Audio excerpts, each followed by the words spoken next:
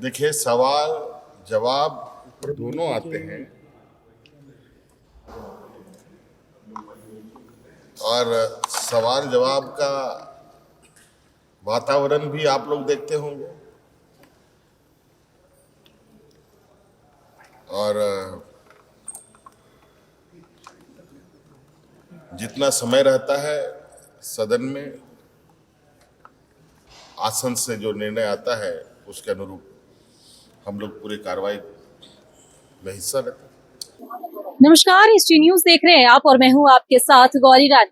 झारखंड विधानसभा का मॉनसून सत्र 26 जुलाई से शुरू होने जा रहा है, जो 2 अगस्त तक चलेगा। और ऐसे में मॉनसून सत्र से पहले आज मुख्यमंत्री आवास में विधायक दल की बैठक बुलवाई गई है। तस्वीरें इस वक्त मैं आपको सीएम आवास की दिखा रही हूँ। आप देखेंगे कि यहाँ पर तमाम जो इंडिया गठबंधन दल के जो विधायक है, जो मंत्री है, वो सीएम आवास पहुंच रहे हैं।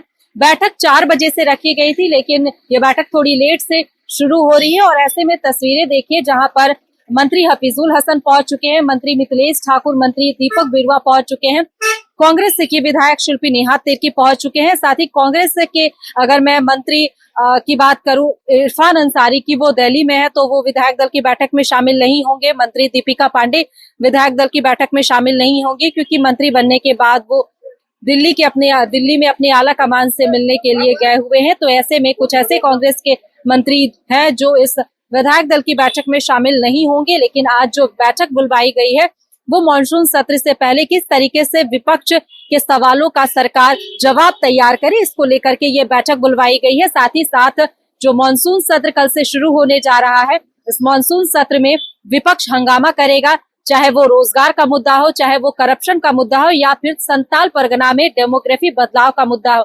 इन तमाम मुद्दे को लेकर के सरकार पर विपक्ष हमलावर रहेगा और किस तरीके से विपक्ष के सवालों का जवाब सरकार दे, इसकी भी तैयारी सरकार के तरफ से कर ली गई है।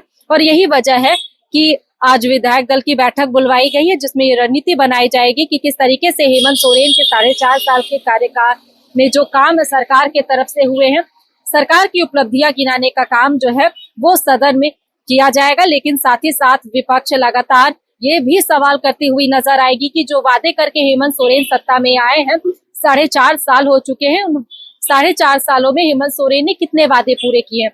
साथ ही मैं इस मानसून सत्र की बात करूं और हेमंत सरकार की बात करूं, तो देखिए, साल के अंत में झारखंड में विधानसभा चुनाव होने हैं और ये सत्र जो है वो इस सरकार के कार्यकाल का ये आखिरी सत्र है। इसके बाद नई सरकार के कार्यकाल का पहला सत्र जो है वो शीतकालीन सत्र से शुरू होगा। तो मॉनसून सत्र का कई मायनों में अहम हो जाता है, क्योंकि विपक्ष के पास ये एक बड़ा मौका होगा जब वो सरकार को घेरेगा कि किस तरीके से हेमंत सरकार ने 4.5 साल में कामकाज किए हैं। इसका जो रिपोर्ट कार्ड है वो विपक्ष हेमंत सरकार से मांगेगा और इसको लेकर के आज ये विधायक दल की बैठक जो है वो बुलवाई गई है, जिसकी अध्यक्षता झारखंड के मुख्यमंत्री हेमंत सोरेन करेंगे। तो देखिए, आज विधानसभा में जो कल मानसून सत्र होना है, उसको लेकर के विधानसभा अध्यक्ष रविंद्रनाथ महतो ने भी बैठक बुलवाई, जिसमें किस सुचारू रूप से सदन चली, इसको लेकर के ये बैठक बुलवाई गई थी, जिसमें रविंद्रनाथ महतो जो कि विधानसभा अध्यक्ष थे, उनकी अध्यक्षता में ये बैठक हुई। साथ ही झारखंड के मुख्यमंत्री हेमंत सोरेन उस बैठक में शामिल थे, माले के विधायक सीपी विनोद सिंह उस बैठक में शामिल थे।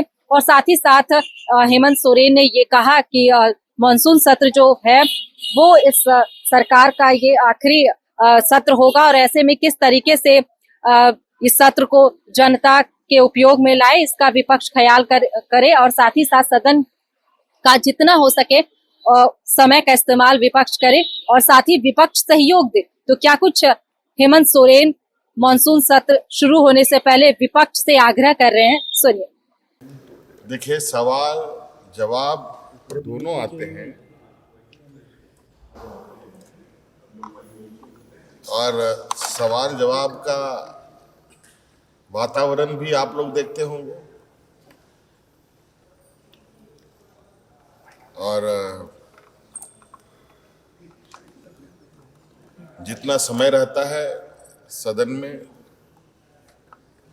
आसन से जो निर्णय आता है उसके अनुरूप हम लोग पूरी कार्रवाई में हिस्सा लेते हैं।